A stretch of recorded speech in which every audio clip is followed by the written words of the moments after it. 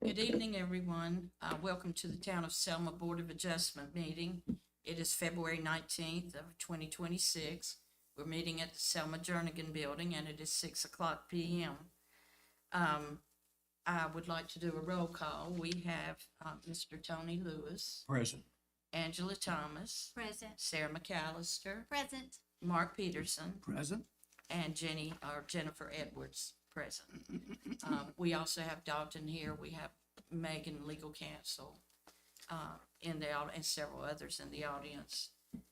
The first item is the approval of the agenda, and at this point, I think a recommendation has been made, by the town clerk to move one of the items.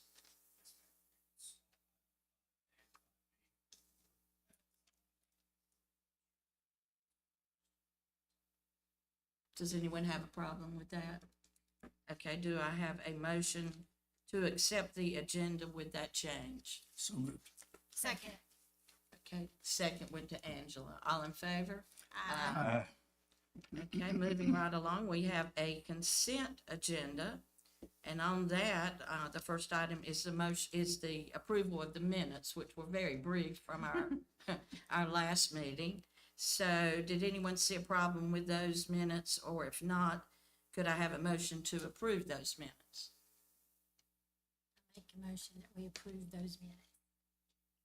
Do we have a second? Second. All in favor? Aye. Those minutes have now been approved. Do we have a motion now to accept the consent agenda as it's presented? We don't need it, okay. The next item is discussions and presentations, and for that, we have Mayor McAllister here to make some remarks, so we welcome you. Good evening, everybody. We have done quite a bit with code enforcement over the last couple of years. We've seen quite a bit of change throughout the town of Selma, and in 2024, we established a grace period related to sanitation violations in the town of Selma, as folks were getting accustomed to actually getting tagged for not being able to handle sanitation, trash, correctly in the town. We felt that it was appropriate to give some grace, as it was a very new thing that hadn't been strictly followed for many, many years. We are now back to taking a look at some of our larger code enforcement violations related to, some of it comes out of the UDO, but the vast majority of it probably relates to nuisances throughout the town of Selma. And the sheer volume alone has made it so that our staff, our government has not been able to immediately respond to questions, concerns, complaints about some of the enforcement that is happening over the last 2 years. So we will be establishing what will be another ordinance to temporarily amend our town of Selma fee schedule related to the Board of Adjustment action fees, and a process to address the questions of folks related to the larger nuisance violations that are in the town of Selma. So for instance, just as an example, if someone has had junk cars piled in their yard for the last 15 years, and they're, as of recently, getting fined for it over the last 2 years, they have probably built up a pretty hefty sum of fines with the town of Selma. And they're probably just now realizing that this is actually happening. We are going to give everybody the chance to come in. We're going to build a process, get a panel together to address these specific cases, and first and foremost, make sure everyone gets in line with our ordinances. And with that, attempt to show some grace related to the fines and the fees related to coming and addressing this Board of Adjustment. So we are working on that process. I don't know if we remember the previous temporary amendment to the Board of Adjustment fees, but it will lay out specifically what dates will be considered for a grace period. It'll lay out specifically what type of adjustments will be made and what process we will go through to address those nuisance ordinance violations. This should be circling back to you as the Board of Adjustment at your May meeting. The hope is to make it as painless as possible for you. It might turn out to be many cases that we will be looking at, but we will build a panel prior to your May meeting to have looked at all of these nuisance violations, discuss some type of settlement agreement, and go from there, to then bring it to the Board of Adjustment to look over for final blessing to make sure that we have crossed our T's and dotted our I's and stayed within the lines of whatever we put forth. So with that being said, as of right now, there shouldn't be any action required of your board through May. We will have information coming to you well before your May meeting. And then if there are any questions or concerns about the process before we get to that May meeting, we certainly expect to hear about it before we get to that time.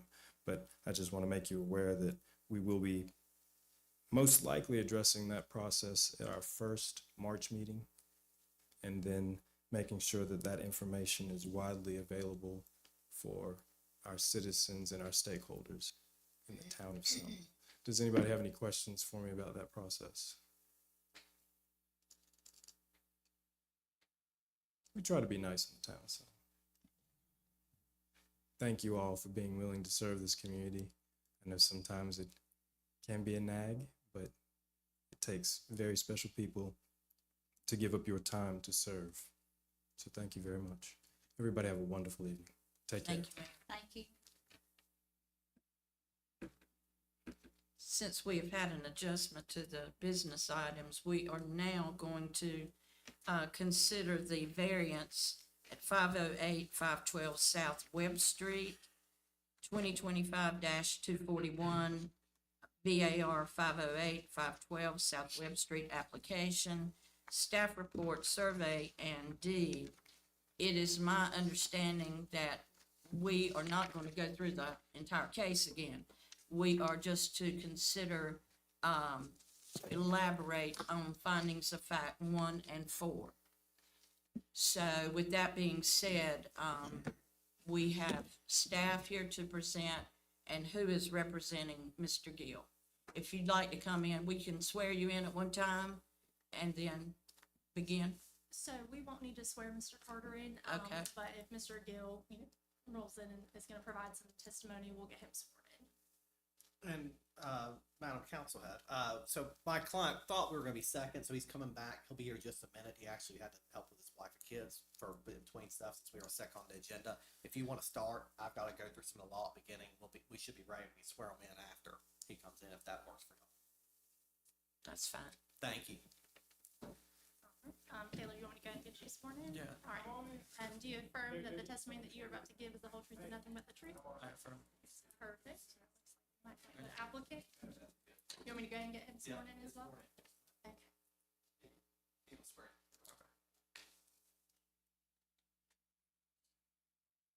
Raise your right hand. Sorry. No, good. Just ready. No, I'm not good. Well, no, we're not going yet. But put your hand on the Bible, left hand on the Bible, raise your right hand. He's gonna swear you in. All right, I'm gonna get you sworn in just to make sure that the testimony you give is under oath, okay?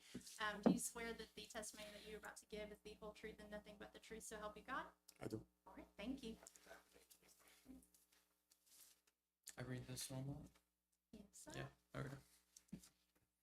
So I have before you a requested action Board of Adjustment consideration for a variance.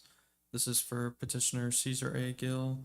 Property address is 508 and 512 South Webb Street, and he is the owner of the LLC, property owner New Horizons Management LLC, and this is a 0.357 acre parcel zoned R10 currently, which is our medium density residential.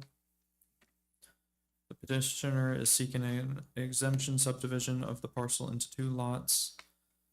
The petitioner reasons that the parcel was once subdivided similarly down the middle, indicated in the blue dashed line down the parcel on GIS, and the structures were constructed non-conforming many years ago. After subdividing the lot, the structures will be rebuilt conforming to side and front setbacks with a new appearance. The minimum lot size for R10 is 10,000 square feet. The 2 newly proposed lots would be 8,002 square feet each. Under the exemption rule for subdivisions, it mentions that it is based on the minimum standards of lot size. That is where this variance is being requested. Some motions to consider are the motion to accept all evidence and testimony into the record, motion to approve the findings of fact, motion to authorize the presiding officer to sign the final order, and a motion to approve or deny. Staff are not opposed to the variance, if you have any questions. I have a question for you. course. It was my understanding that the first application Mm-hmm. and this application and the presentation was exactly the same as last time. Correct. Okay, I did notice one change. Mm-hmm. On the first application, on the last page, there is no mention of the town's stance.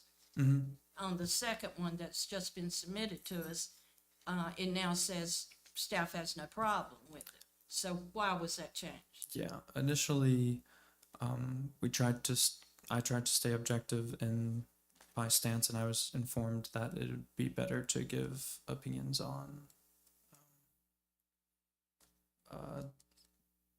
the reports just for quasi-judicial hearings. Okay. Does anyone else have questions for Taylor? Question the same thing, Jennifer does. I don't know how to ask it any different. I but don't either. question Mhm. the same thing. Yeah, They I would think be- it's because variances are like a weird line where they directly like contrast the UDO, and it feels weird to give a recommendation on something that counters the UDO as a planner. So, Because it was my understanding in the last, application, he still did not meet the setbacks for the front and the side. You had a chart there that, that's the like current, those. it currently doesn't meet those. but also if it was revised, it still would not have, it was closer to, but they did not meet.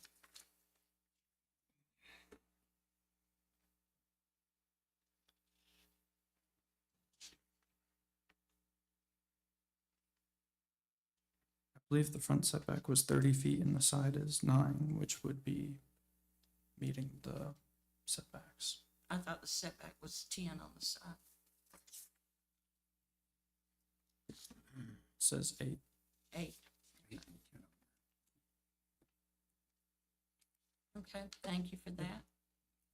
At this time, can we have a motion to accept Taylor's testimony and presentations into the record?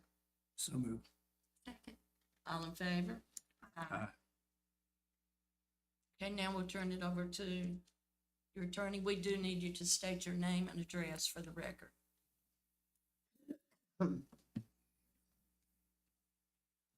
My name is Michael Carter of Spence Car and Reed, a firm in Smithfield, North Carolina, at 212 South 2nd Street. And to kind of help counsel a little bit, so we represent Town Smithfield.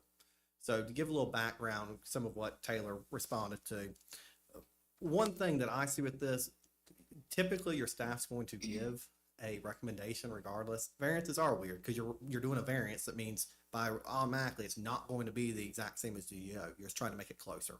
So I'm going to kind of go into that as we're going through this too. And feel free to ask questions because I'm going to try to go through the law part because Gil doesn't know that like I do because that's what I do. And let Gil talk to the factual part. So to start off, let's hit the comparison chart a little bit of what the code requires versus what it currently is versus what's proposed. And this will help you kind of an understanding. And a little bit, I'll give you some pictures which will make it easier to see. So let's hit the easy ones. Impervious surface is met regardless. It's met how it is now. It'd be met how it's changed. And the requirement is that it's no more than 40%. The next ones that are easy to hit, the rear setback is supposed to be 10 feet. That's already met. It'll be 25 with the proposed changed. Fine, so that will be met. The max building height. The max building height for the code's 40 feet. The current meets that. The proposed will meet that. They're one-story houses, so you won't have an issue with that. Then you get into the parts that are a little different. So right now, the required front setback is 20 feet. The required side setback is 8 feet. Currently, those two parts are not met by the houses that exist on the lot. And what the big issue with that is, Your side setback right now, and I'll let Gil get into a little bit, but it's only about 6 feet. I'll show you pictures through Gil shortly so you can see how close they are to the houses next door plus the line. And the front setback, pulling it off GIS, is about 15 feet. It's very, very close to the road. If you've driven out there, the picture will show it too. It's just very close. Now, that gets to what really gets to the meat of what's not going to meet the UDO with the proposed change, but what we're trying to get the variance for. So part of it is that the minimum lot size is supposed to be 10,000 square feet. Okay. Right now it's 16,004 feet because it's 100 feet across.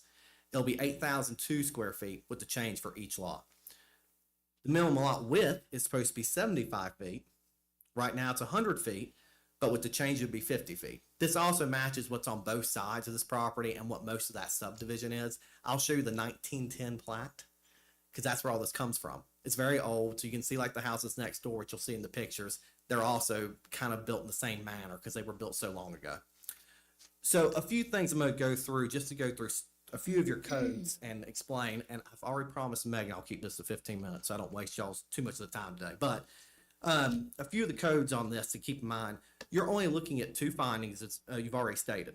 One is, and I'm going to do them in probably the order of what's the most objective versus subjective.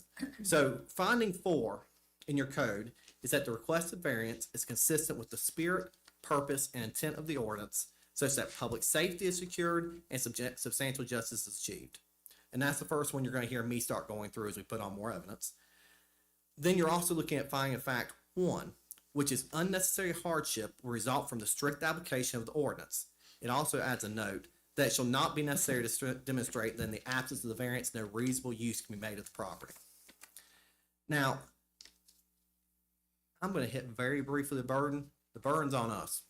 We have the burden of persuasion with it. We also have the burden to show how the variance is going to fit in with the UDO. And then for a variance, it requires a 4/5 vote. So there needs 4 people to approve it. Now, y'all have done these before. I'm not going to get into the nitty gritty with that, but that's the big part of this. Something else that I will hand out to you in a little bit as well that I think is helpful with this, because you've already kind of targeted on this. Your section 17-434, if you knew it off the top of your head, I'd be super impressed with you. Would y'all like to have it in front of you so you know what you're looking at?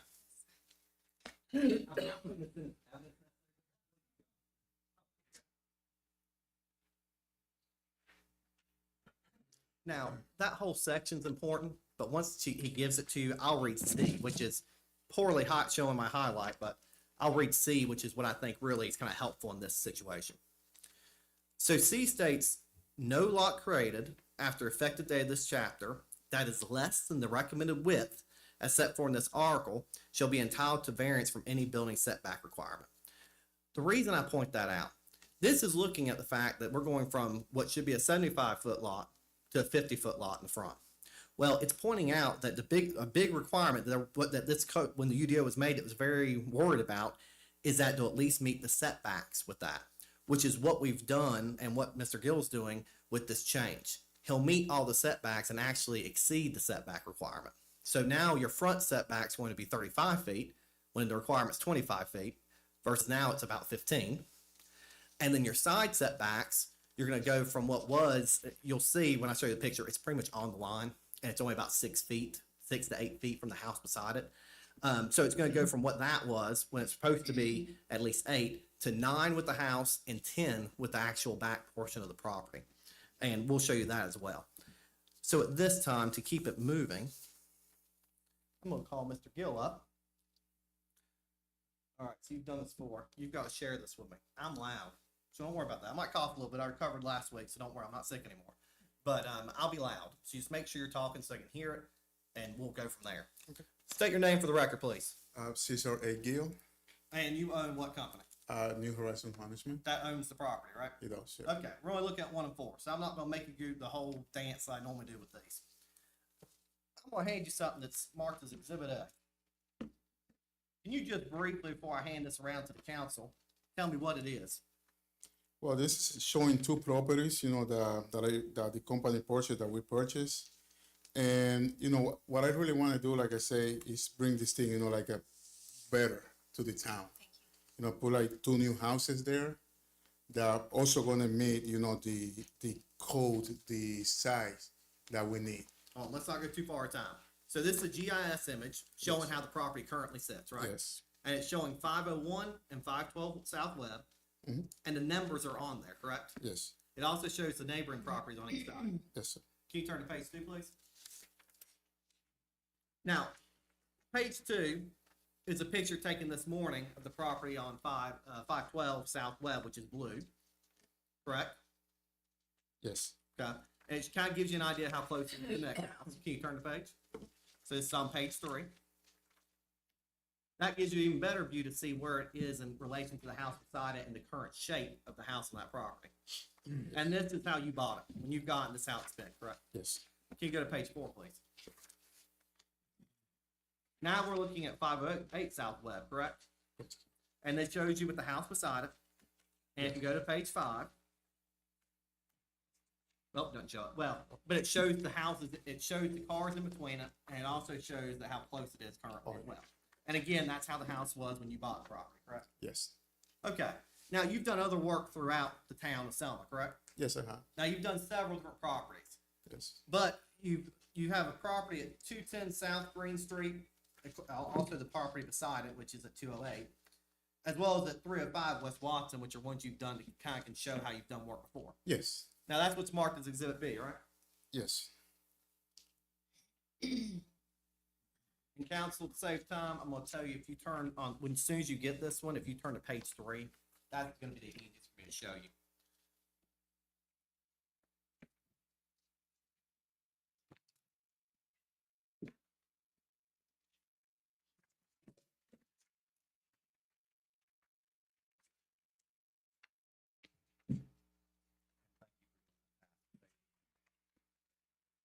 Okay, if you're looking at page 3, one of the reasons we picked to show 208 and 210 South Green Street is these show you kind of similar to what he's looking at putting there, and it shows you properties that were similarly situated before, where he had to take down what was there to build it up and make them in a better spot. And you can talk a little bit more about this project.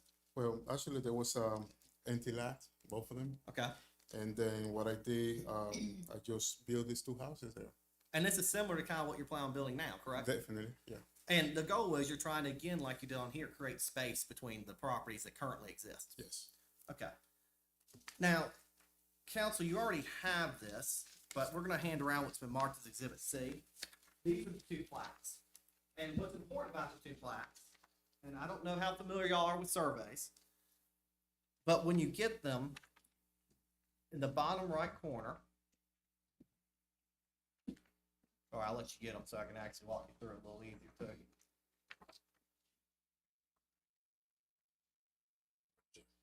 The bottom right corner gives you a lot of very important information when it comes to the UDO.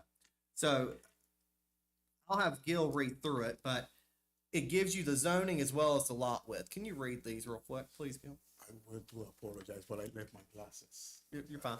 So the right corner of the first exhibit C, first page, gives you property zoned as R10, requirements for R10 zoning. It gives you the base requirements, and then you can actually look, and the front isn't 30 if it's 25 per your code, but then you can actually look at the plat itself, and on it, it shows you the setback of where each thing's going to be. So it gives you the front, showing it at 30 foot front setback. It shows you the sides at 9 feet directly beside the building and 10 feet towards the back. And it shows you 25 at the rear setback. And it also shows you, of course, where he's proposing putting the driveway. He's got a piece of tree he's trying to put in there, things of that nature. The second page is the same thing. It's just a plat for the other lot. And if you want to make it easy for you, at the very bottom middle of each page, it's got which property that'll be. So the front page is 508 South Webb. The second page is 512 South Webb. So that shows you how it'll actually conform with everything except the fact it's not going to meet the minimum requirement of the size. Normally, as was already pointed out by Taylor, it does meet if you start looking at what could be as the minimum requirement, but you have to have a variance for it. And it also kind of shows you when it comes to the lot width how it looks. Now, I would say note, you can look at the properties beside, they are the same size. So they also have 50-foot lot widths in the front. Now, the last few things I have to bore you with. I'm gonna give them all to you in one go so that I don't keep running around. Your poor clerk is just trying to get through this.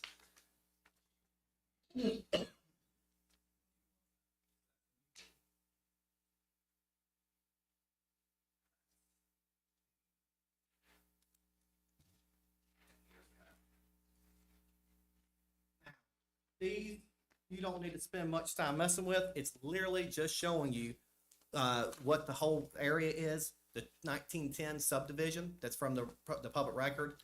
And it's also showing the deeds for the properties on each side of this one to just show you that they're only 15 feet in width.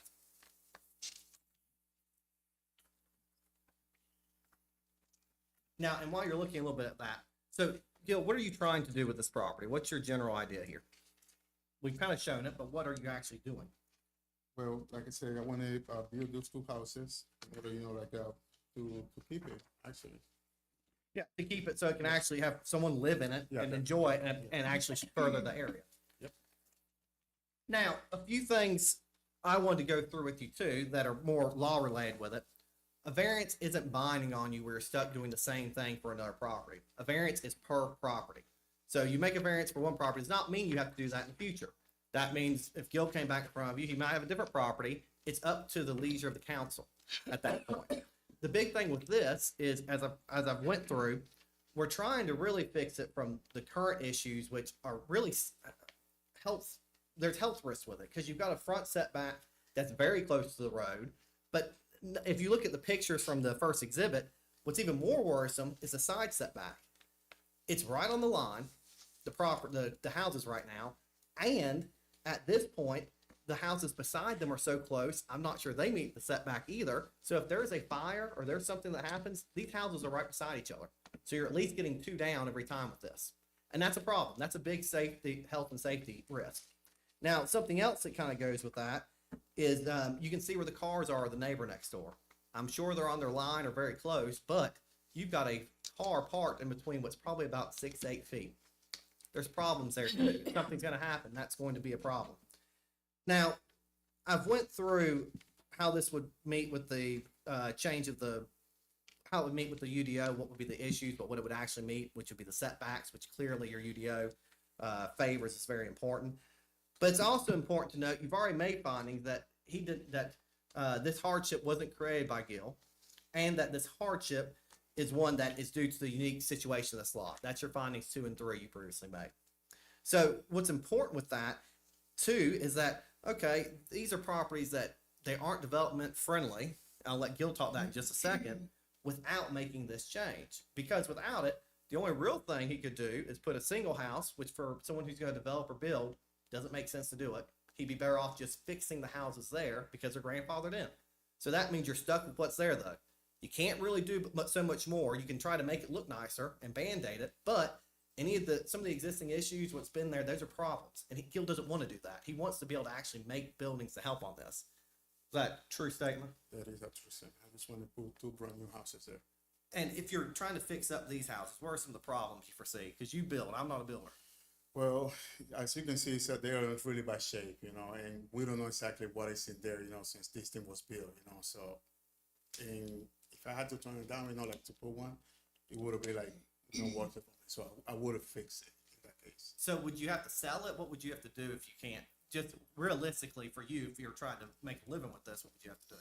Well, try to fix it or sell it, honestly, to see if I just cut my losses then. Now, and because of how these properties are situated, it'd be grandfathered in, you're stuck with what you can actually fix. Is that correct? That's correct. Okay.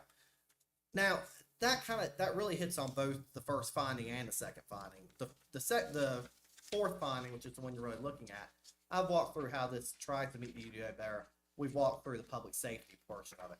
Substantial justice, I mean, that's up to you all to an extent because you're looking at safety, but it walks you, but you can kind of think through that based on what you've heard. Now, finding 1, again, this one's more subjective, more open. Now, the hardship, we've explained what the hardship is. We've shown the subdivision. So we're happy to answer any questions, but we do ask that this variance be allowed so he can build something to keep better in this community. And Gil, you've been on South Webster recently, correct? Yeah. So you've seen the house across the street? Yes. So that's a rebuilt home. Yeah, it's a very nice house. And then- Actually, I think it's they built it before. I think it's new. And then you've also got some of our houses that are similar to the ones you've Yeah. got. But clearly, does it seem like there's been development through there? Yeah. And it's a desire through that area? Mhm. Cool. Council, we're happy to answer any questions you have. Does anyone have questions? Not sure, I have a question.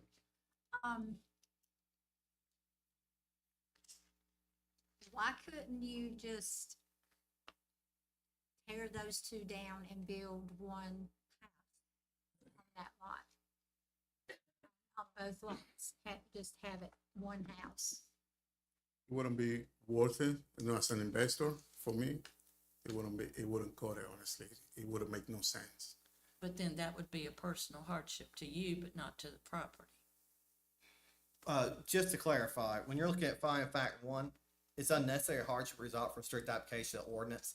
And it also states you're not required to show that other use could be made. So yes, you have that choice to look at, but he's expressing what the problem would be. And if he sells it to someone else, you're gonna have a similar problem. Or a landowner, let's say who wants to live in Selma, well, if they buy this, they have to have the money to tear down two houses and build a single one. So that's going to be a problem too. He's trying to make it where this is something affordable that people can actually get into. That's it, sir. Yes, sir. Mr. Attorney, are we allowed to go from the last time the gentleman was here? Or any thoughts, Madam Chair Lady? You can, yes. So the last time your client was before us, the same findings and the same information hasn't changed. It's simple. He's made it two different statements. He says it will not be profitable for him. However, these two houses can be repaired in a safe manner. What we found before is profit. He's looking for profit. Buy low, sell high. Because the properties that are there now have been sitting there since you came the last time. Nothing has changed.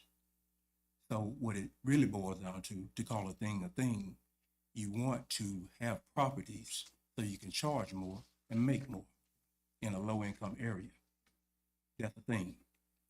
So what we're looking at is that he doesn't want to fix the two properties that are there because it will not give him more profit.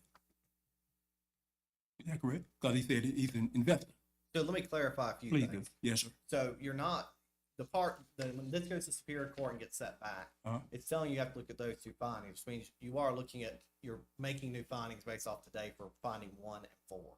So you're trying to determine what the facts and what you're gonna put to that. Yes, sir. Now, talking with the housing, and I'm gonna make Gil talk in a second, but with the housing and building it, part of the problem I see as an attorney from a legal side of this is Yeah. that, okay, he starts trying to fix these two houses up. I wonder what code stuff they'll pass, what they won't, what other issues will come up. Right. Whether he was doing it or someone else was, Yes, sir. even individual. Yes, sir. And that would be a problem which, unless you spend substantial money to get into it, you don't know. And once you're in it, you get denied. Yes, Meaning that, maybe not in front of you all, but going to permitting, trying to get these houses up or a CO on it, Yes, sir. you can have those same issues. And when you're trying to fix a house that's got these issues, Yes, sir. you have all sorts of fire risks, things of that nature. So he might not be able to fix it then. Duly They're in noted. the same spot. Duly And noted. you might have a house, a lot that's just vacant again, which that can be fine, maybe. Or worst case, he gets rid of it, you get someone who doesn't want to fix it up. They leave it, you keep finding them, you keep finding them, you keep finding them. It sits there until eventually you have to file at Superior Court on a nuisance abatement action. Then the town gets stuck doing the abatements and then trying to go after that property owner to recover the money, which I do that for Town of Smithfield all the time. Good luck. It's hit and miss. You'll be able to sell that property, but you're not necessarily gonna get your money back out of it. You're gonna be stuck dealing with it. So that would be my response to that. Cause I think, and from my opinion, yeah, you want to make something affordable. I live in Selma, so you want people to be able to live here. Yes, sir. And I think, Gil, and you explained, what is your goal of who moves into these properties and what happens with them? So, Manufa, let me answer to the gentleman. Didn't get Mr. Tony. Mr. Tony, you don't know me as an investor. Most of my property, they are low-income people in there. Most of them, you know. So I help. I can see. I can find. I can send you the Mr. On the housing department, Section 8. Section 8 App. you know, I can send you all that. Most of those people that I got, they for that. So I'm trying to help the town of Selma. It's not like it's just a profit. Yeah, it's a profit because I'm a businessman, but also, you know, like I say, I'm helping also the town. It's not like I'm putting people over here like a $3,000 house rent and stuff like that. It's nothing like that. It's just, you know, plain business. It's just nothing like I'm going to be a millionaire out of this thing. I got these two houses over here. Like I say, yeah, it probably could be fixed. Probably they could be fixed, but we don't know what we're going to find there. And I'm trying to make this thing a little bit safe for the town. As you can see, you know, this thing was built right in the property line. At least I'm putting it where they're supposed to be at. You know, so like that, we won't have any issue. Like you can see in the pictures, those two houses, there's the same exact size that I got here. We did it in the past, you know, back in the day, I didn't need any of this because it wasn't required. By that time, I was able to do it. So now I'm here because, you know, I just want to do the same thing. Put two beautiful houses there. The towns, you know, the street gonna look a lot better because I see that they trying to fix it too. Because I see other houses that they've been trying to fix it. So that's what I'm doing. And Mr. Lewis, did we answer that fully? I want to make sure we cover your concern. No. Additionally, as the information you acquired these houses, but were you in the process of acquiring the houses, Mr. Attorney? Were you a process with Mr. Gill acquiring the houses? No, I'm just representing Mr. Gildas. Okay. All right. So, Mr. Gill, since that time frame, but the time frame when you are, because you said I don't know you, you're right. So, from the time frame of you acquiring these houses, before then there was no order. There was no order in our board, making sure we're on that same page. There was no order. There was no. It was people just running rampant, doing whatever, buy low, word of mouth. Hey, these houses over here for sale, real cheap, going to buy them, and anything will fly by Selma. We don't do that anymore, Mr. Attorney. We have order. So I'm still talking. So when you acquired the houses, was it much energy in it when you acquiring the houses, as in being able to find out what you were buying? Did you do any research? And hold on for a second. Mr. Lewis, just to clarify, so he's been buying houses since 2020, 21. I'll let him respond that minute, but These two houses, just these, not 2021, these two houses right here. These two we're talking about. well, I'm talking about, you made a comment about these weren't requirements in Selma. A lot of these requirements were here. It's just Randy Cahoon Tingle used to be your planner. He handled Right. some of it. It moved it through certain ways to get it done. Right. And some of he didn't have to meet that requirement then. It's really private. Absolutely. Yes, sir. So he's been only doing this in the last 4 or 5 years in Selma, just Uh-huh. to clarify. So Yes, it's not sir. like Yes, he sir. bought these way back and was just getting around going through the code. I just want to make sure I make that. No. What I was making sure that everybody, for the record, is that our board is in order in regards to on page, on the same team. Prior to then, there was hit and miss. The people come and go, a lot of turnover. We don't have that anymore. So what we have an order to clean up Selma the way it should be done, making sure that everybody's incorporated. It's nothing picking on anyone. We're just making sure that the notice has been served that our board is in order. We're not transient. We're here. Order is being set. And though it was 2021 when things have been, he purchased other houses. Great idea. But now that the standard has been set, is no wavering toward that standard. My question is, I have no problem with the beautification part. That's wonderful. But still, he's trying to put too much on too little. And again, he acknowledged under oath last time that he was aware of this when he purchased the property. So, and he does have alternatives for using the property. No, it may not be what he wants or what's prettier, but he does have a use. So those two reasons are reasons you can't do for the variance. You can't use a hardship that existed before he got the property against him because the variance says it in your code. So that's one issue. So that can't be one of the reasons because that's part of the reason this had to be taken to Superior Court to be sent back. So you've got to be careful with that. And you'd hit a second part on that is making it meet closer. Well, if you see the pictures, if you went through the subdivision, you've got several houses already through there that don't meet your current requirements. But we're just talking about his property. You are, but if we're going to generalize it, that's the problem. You start generalizing it because we are looking at just this property to try to make it meet closer to the UDO standard than what it currently does. Because right now you have safety risks. You've got houses that are right beside each other, and if you look in that first picture, you can see where the electrical line goes between the two houses at 508 South Webb, and then the one beside at 506. So you do have some issues of how close that is if there is a problem. So he's trying to make this safer. I mean, the board, it's your leisure. This is a variance. You've got a lot of control in this. Mr. Gill's is trying to make the community better and help with this stuff. He can't, but he's trying to in this. Are there any more questions? I did want to make sure, Mr. Lewis, I know, did we finish everything? Yeah, on yeah, yours? yeah, yeah. Thank you, sir. Thank you. Thank you, thank you, man. Thank you. Mr. Gill, does anybody currently live in that house? Anybody currently live in the house? No, sir. And to clarify, did anyone live there when you bought it, from what you know of? So you've not had a tenant since you bought it? No. So it'd been an abandoned house. I maybe out of line asking this, but are you going to own them and rent them out, or is your purpose to your plan to build the houses and then sell? Want to keep them. To clarify, you want to be able to rent them out. to- Oh, yes, I will rent them out, yes.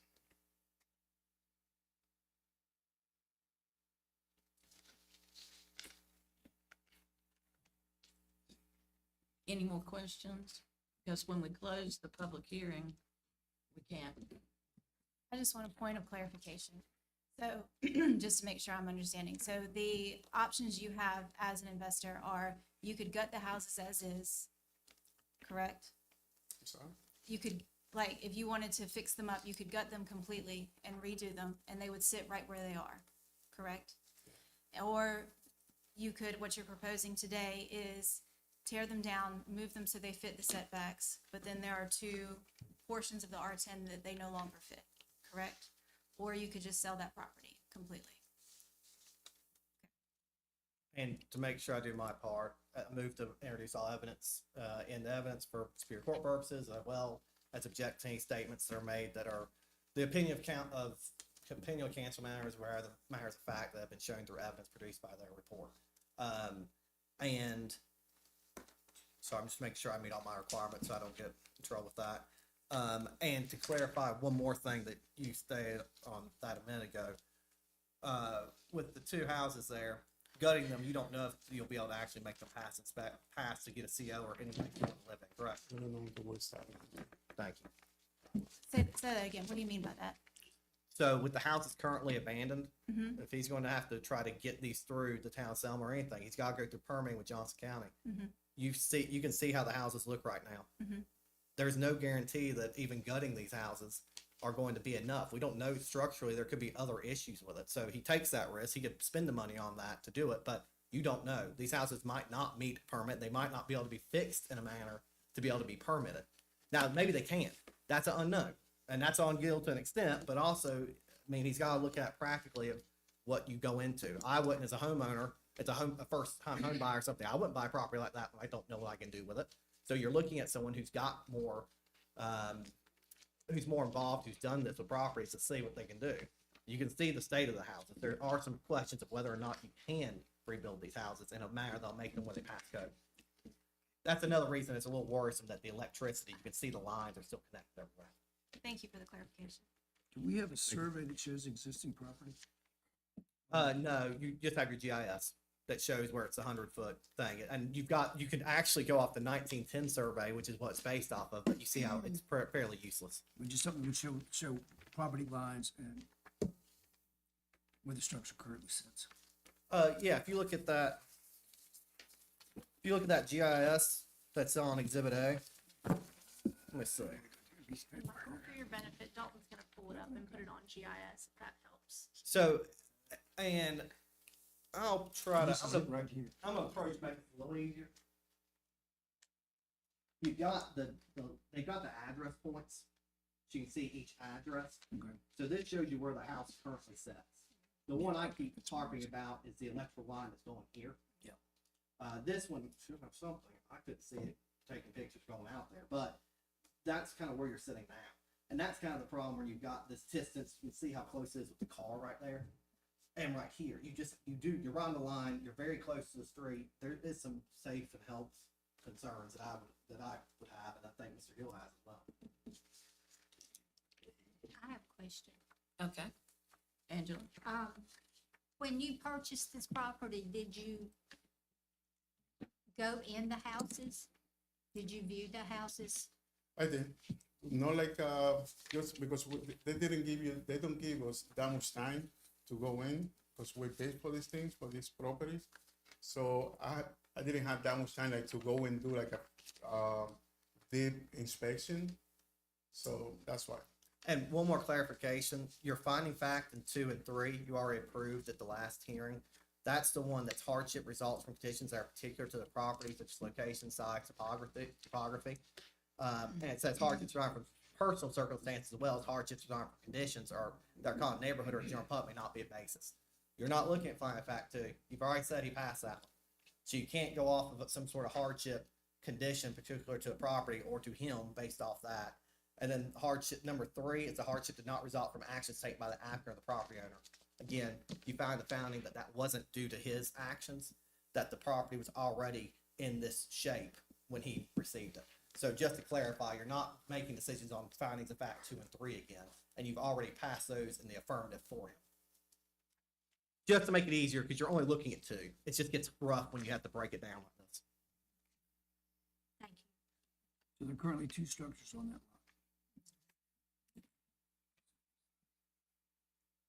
And not to confuse council more, but your density is 4 dwelling units per acre, I think is what it has on your chart.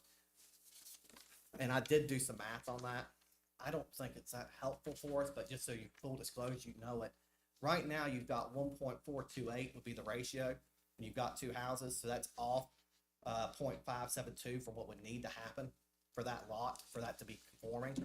With this fix, if you make it into 2 separate lots, each lot would be at 0.736 per lot, which means you'd be off 0.264 per lot.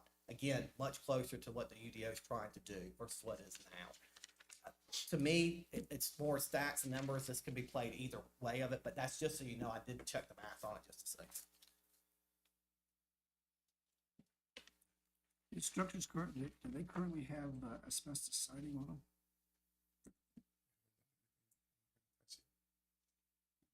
Now, but these houses are all prior to 1970, correct? Pretty sure, yeah. So the siding's been there.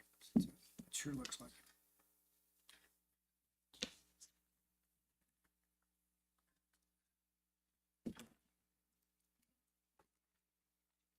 Mr. Peters, are you good?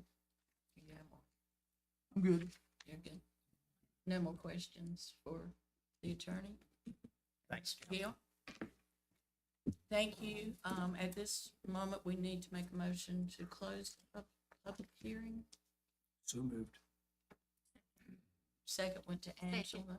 All in favor? Aye. So at this point, they've done their testimony. We can have our discussion. Okay. We need to accept it. And we also need to accept the testimony and the presentations into the record as the attorney requested. So moved. Second. I would go ahead and just make a motion to approve all of the testimony and evidence that's been presented, so that will cover Taylor as well as the applicant. Okay, do I have a motion to approve all of the testimony? So moved. Second by Angela. All in favor?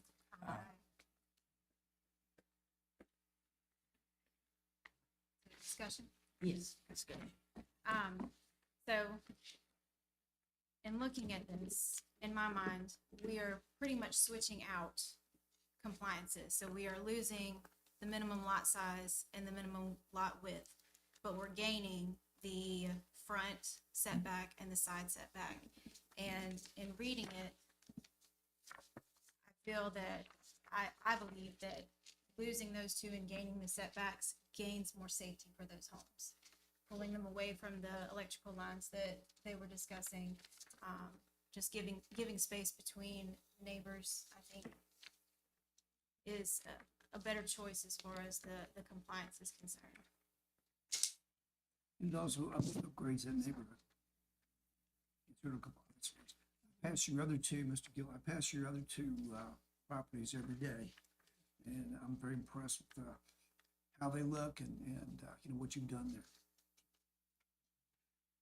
And so with his options being to redo the houses that are sitting there, rebuilding new homes, or just leaving it completely, you know, out of the three, I see building new homes as a better option for that neighborhood because, like I said, the setbacks create safety for that Instead of neighborhood. building just one home.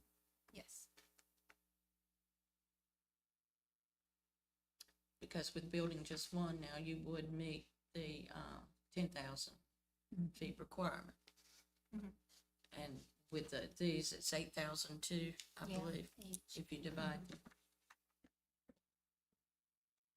That's why I asked my question earlier about, you know, just building one house. And it But would as an be- investor, I see it as, you know, it is not, he's gonna leave that, right? Or leave the two homes as they are, right? And now we still have those two homes that are very close to power lines, very close to neighboring properties, and could have an opportunity to become safer for that entire community.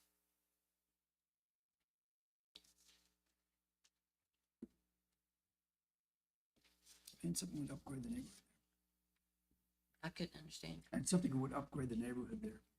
Look at We have the- a lot of properties there that would benefit.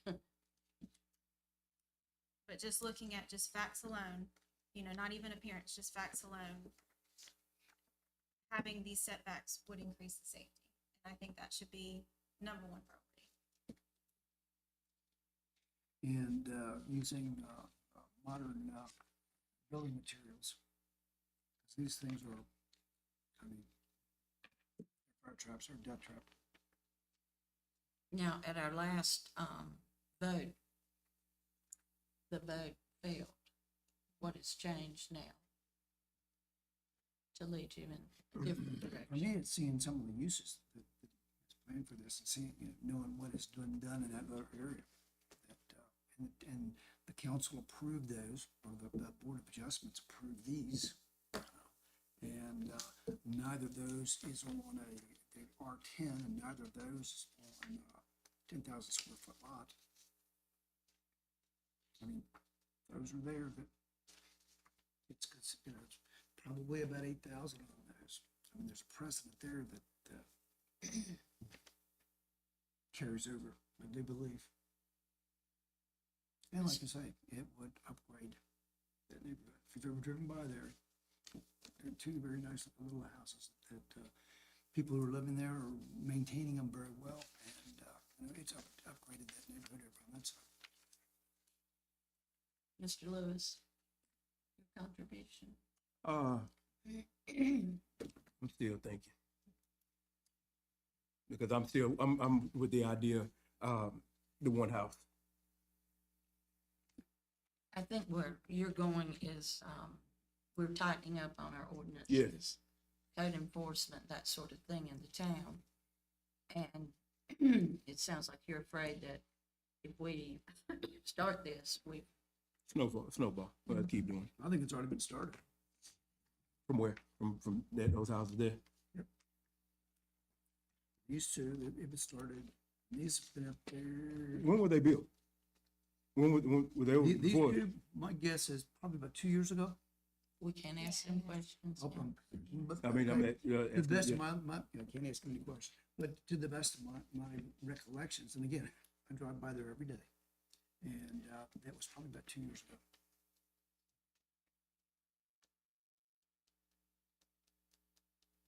Like I say, the people who live there maintain them very well.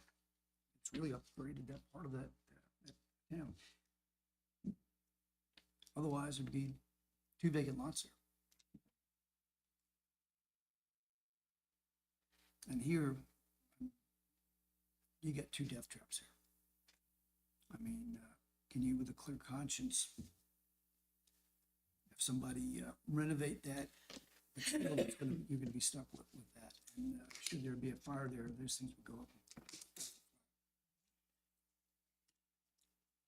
I don't disagree with that. I mean, I understand that part, but I'm just kind of focused on building one. Just building one. And coming into compliance with Yeah. everything. The, I like the way they look, you know. They nice, but I think building one. town planner had no objection to it. Kind of in line with what Randy was doing back in the day. Randy approved the other ones. But being impartial, I don't think we can let staff's opinion sway us either way.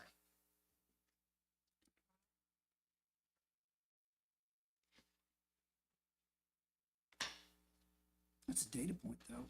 If that were not the case, then why would he offer an opinion at all? We can't consider that, then it's irrelevant. It should have been out of order. It shouldn't have been included in the discussion. I think it's a very valid thing to have what staff says, their recommendation.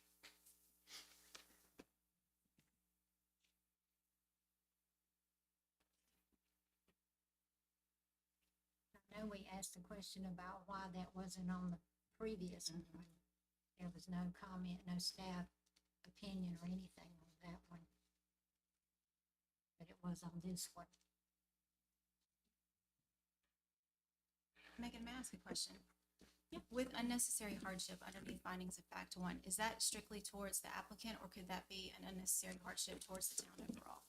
So the unnecessary hardship, looking at that, that would have been number 3 when you were looking at the hardship, you know, resulted from actions taken by the applicant. So on number 1, you are looking at the totality of it. So whether an unnecessary hardship exists when you strictly apply the ordinance.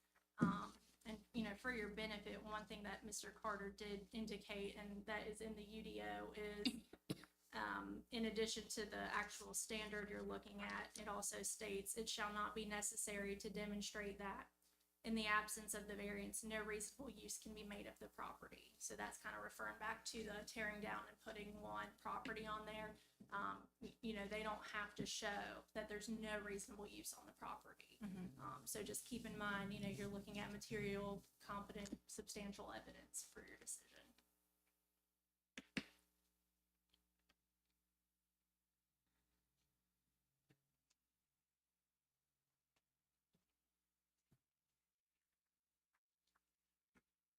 Any more discussion? Mr. Lewis, Angela? Okay, Megan, at this point, do we revote on that, or how do we handle that? So the best way to handle it is to go by each finding of fact. So we've already consented, you know, 2 and 3 were already previously voted on. So we're just going to be looking at 1 and 4. So you'll want to make a motion on each of those individually so that the record is clear. And then if there's, you know, a reason you want to approve it or deny it, you know, kind of go through why you're denying it so that the record is clear, you know, the basis of that decision. And for, you know, the board's benefit, I know as we went through these last time, it gets a little confusing whether it's you're voting to approve or deny it. So for your benefit, if you agree, yes, that's approved. If you do not agree with the statement, that's no, and you would deny it. So to kind of help you guys through that, because it gets a little convoluted when you're trying to say, are you voting to deny or approve each of those?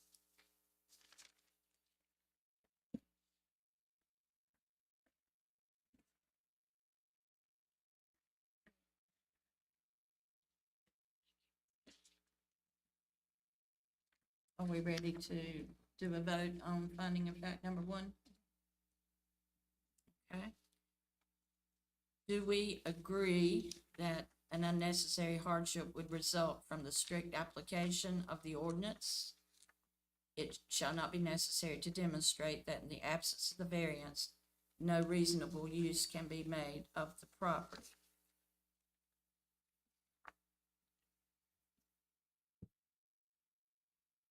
Do you want us to discuss or vote? I'd like a motion if you want to agree that that is correct, or if you believe it is not. I make a motion that it would result in an unnecessary hardship. I second that motion. Mr. Lewis? So you want to discuss and then we vote? Well, we've discussed, so do we have any further discussion?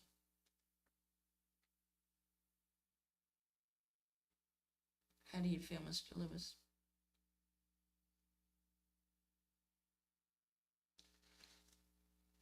I'm needing to know where the one house falling at. And I'll be more clear, because I want to make sure that my vote goes the proper way. Megan, can you help us with that? Could you re-ask the question, Mr. Lewis? I want to make sure that my vote goes the proper way. Okay. I'm feeling one house to be sufficient, or is that out of order? So you are looking at whether there's an unnecessary hardship based on how it is currently. If you strictly apply the ordinance, so, you know, you're here for a variance because when you strictly apply it, it doesn't meet code, and the UDO. So you're voting on whether or not you agree that there's an unnecessary hardship that results from strictly applying that ordinance. So if you agree that there's an unnecessary hardship, you're approving. If you don't agree that there's an unnecessary hardship, then you would say no and you deny it. Does that make sense? Yes, ma'am.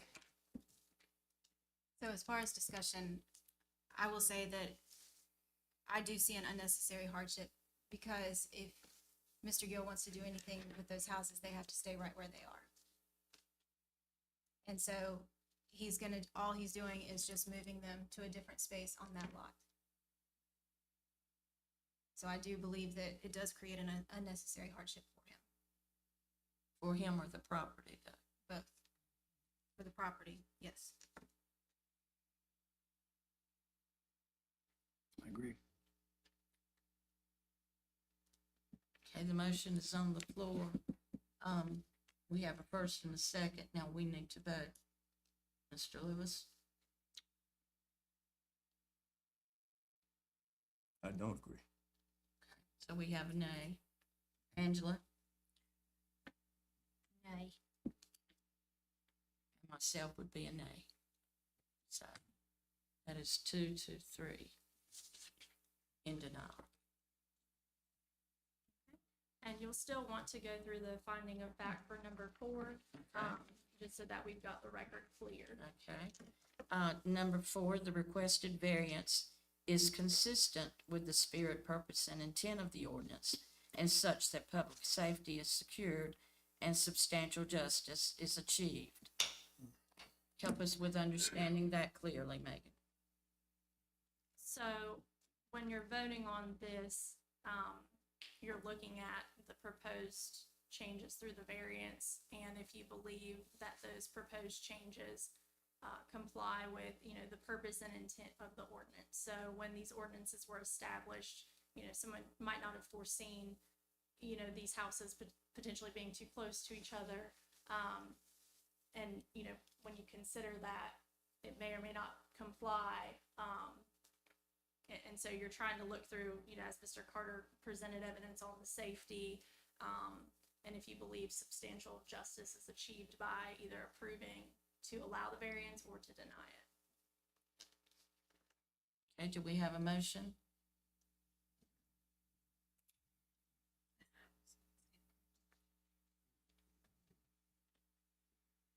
I make a motion that the requested variance is consistent with the spirit, purpose, and intent of the ordinance and such that public safety is secured and substantial justice is achieved.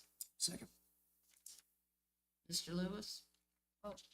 We doing discussion? You can. Okay, so, I think the biggest thing right here is public safety. I agree. By moving the homes, they create safer homes.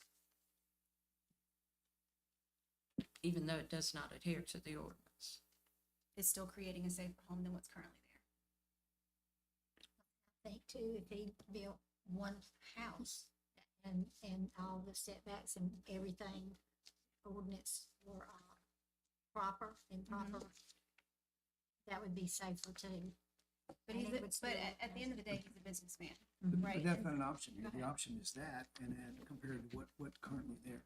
Those two dwellings are inherently unsafe. They have substandard wiring. The plumbing is probably a disaster. They've got what looks very much like what was the state of the art back then, asbestos siding. Which we all know asbestos is a hazard. And you're gonna have young kids there around that. You're gonna be, do you want to expose them to those hazards? And it says that the requested variance is consistent with, and the variance that they're asking for is consistent with making sure that public safety is secured. So the variance they're asking for does secure public safety. But it doesn't conform to the ordinance. But that's not what it's saying. on It's the just other saying, it's just explicitly saying that the requested variance is consistent with public safety. The intent of the ordinance such that public safety is secured and substantial justice is achieved. And that's exactly what the variance would do. Yes. Mr. Lewis? I agree.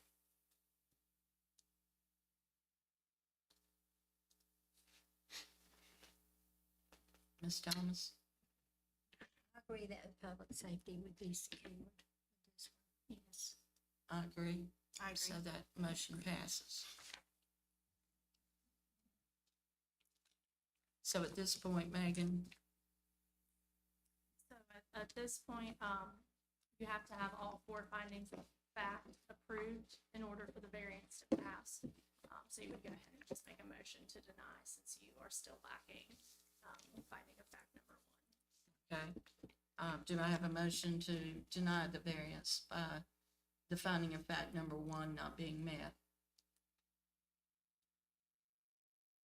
I make a motion to deny the variance request due to fact number 1 not being met. Okay, do we have a second? Second. All in favor? Aye. Okay, I would be a aye. No. No. So this one is more of a matter of law, so if the 4 don't meet, you'll deny it, but we'll go ahead and note that for the record. Okay.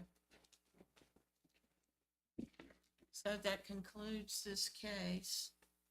Thank y'all for being here. Thank you.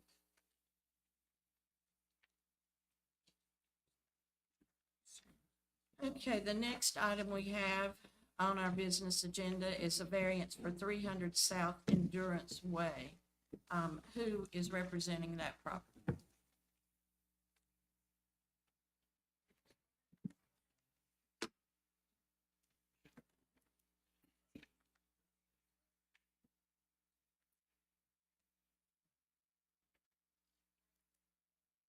Taylor has been sworn in, so we need to swear you in first.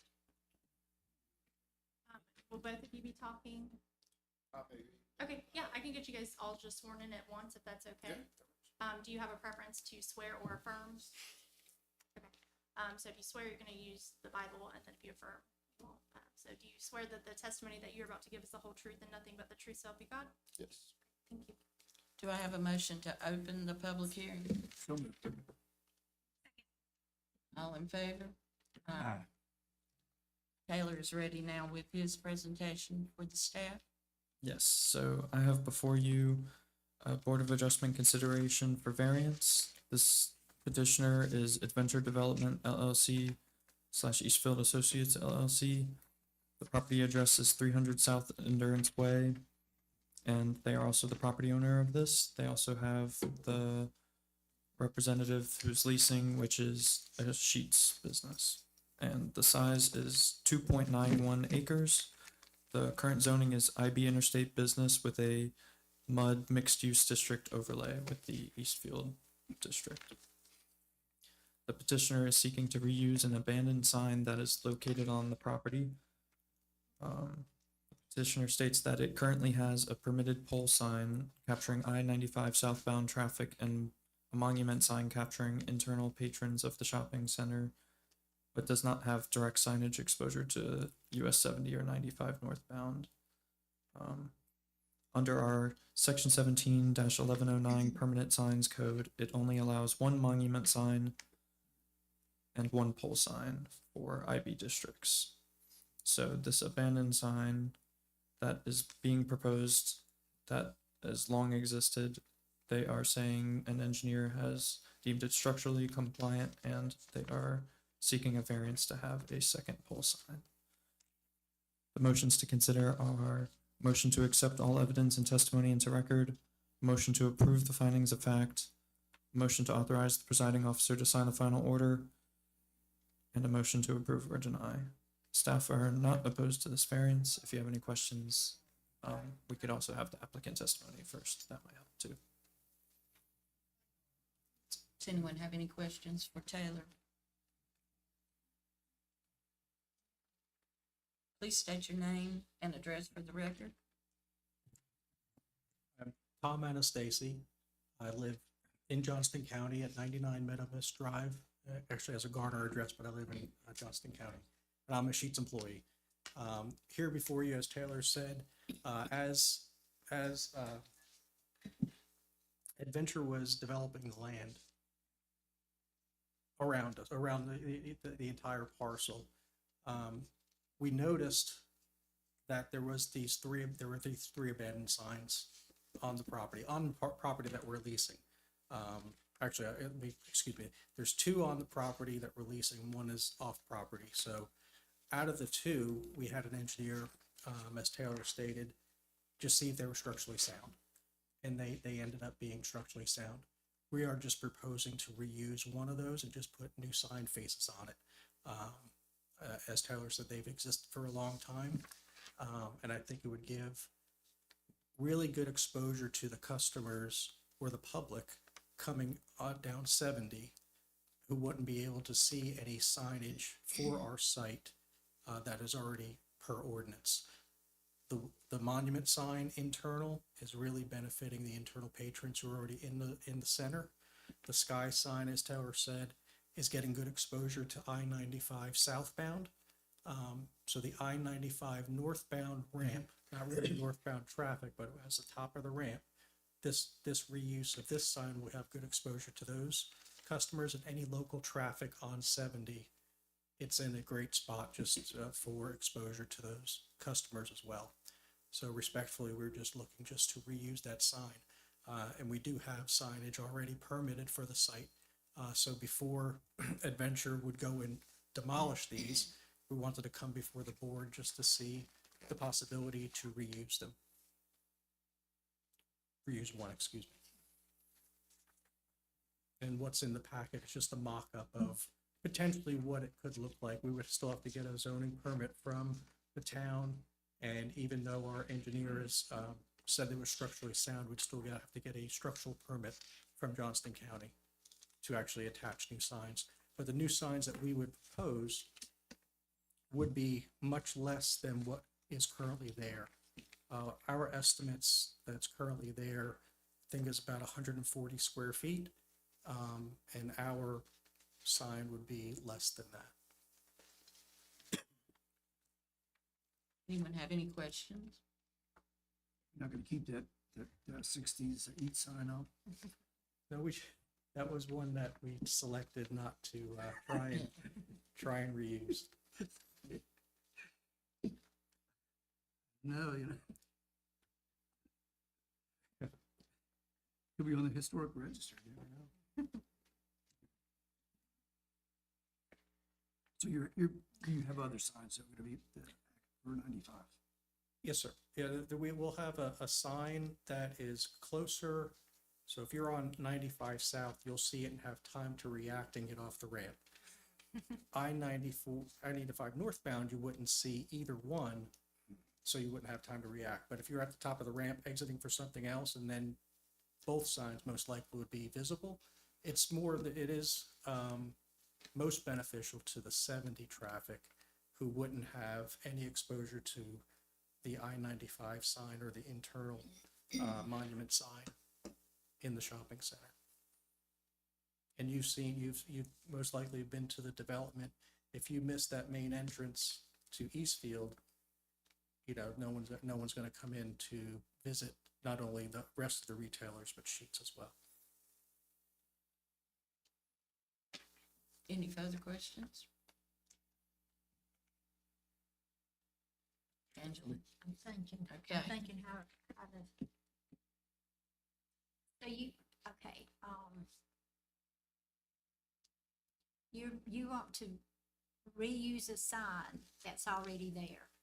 You just want to put your sign, whatever, on that existing structure. Yeah, so reuse the structure and The just structure. replace the cabinets, the signs that are, well, there's no sign, there's no panels in it now, it's just an empty cabinet. Uh-huh. So we replace the cabinets with our own, but but just use the structure that's already there.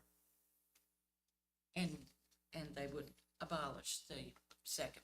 The second and even the third one, I think, maybe, and even the third one that's off the leased property. I think it's actually just over the line. But the billboard that's there is off property too, and that remains as well.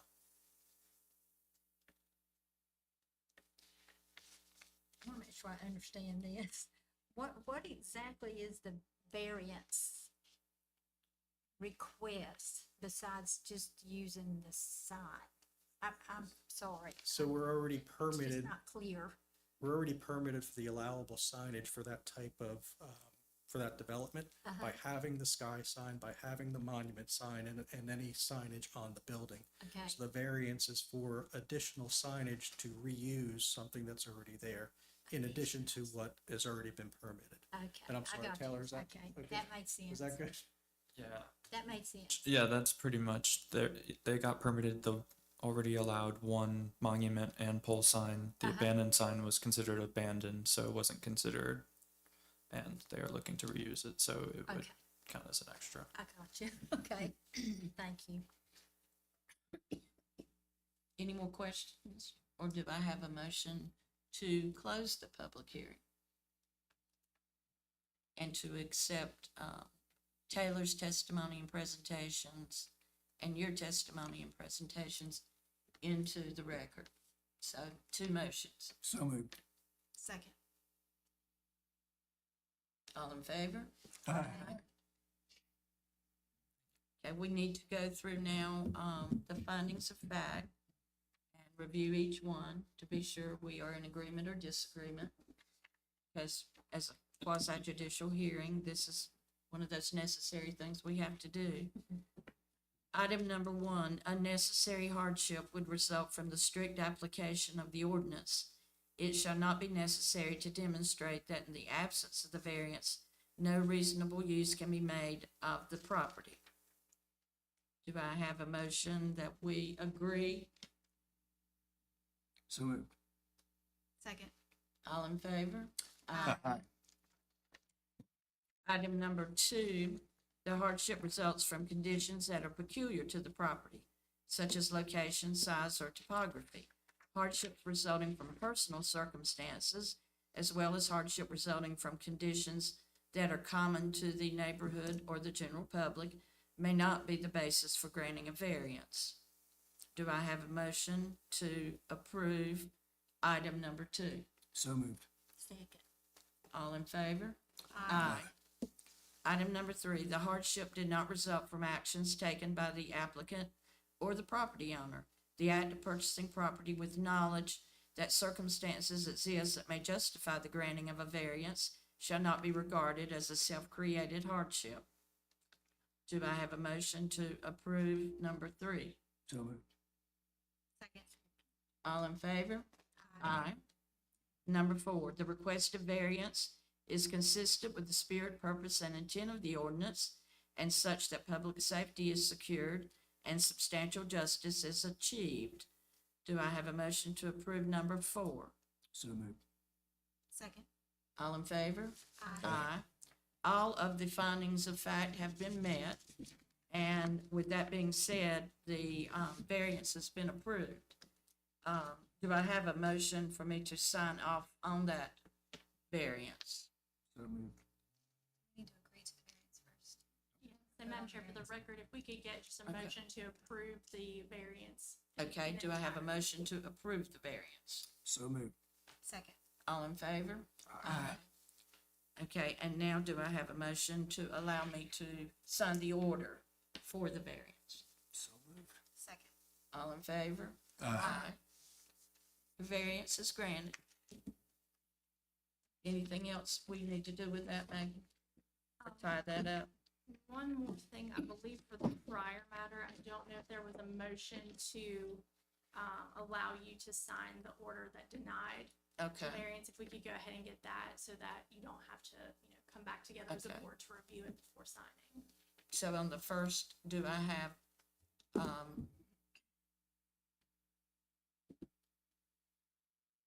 a motion to allow me to sign the denial of the variance? I make a motion to allow you to sign the denial of the first variance. We have a second? Second. All in favor? Aye. Opposed? Me? So we both said aye. You got five. We would Okay. So that is approved. Does that tie us up nicely? Do you think, Megan? Got all of your findings, you went through the discussion, and, that one was unanimous, so, I will prepare the order. Okay, we don't have anything for closed session. So now do I have a motion to adjourn? So moved.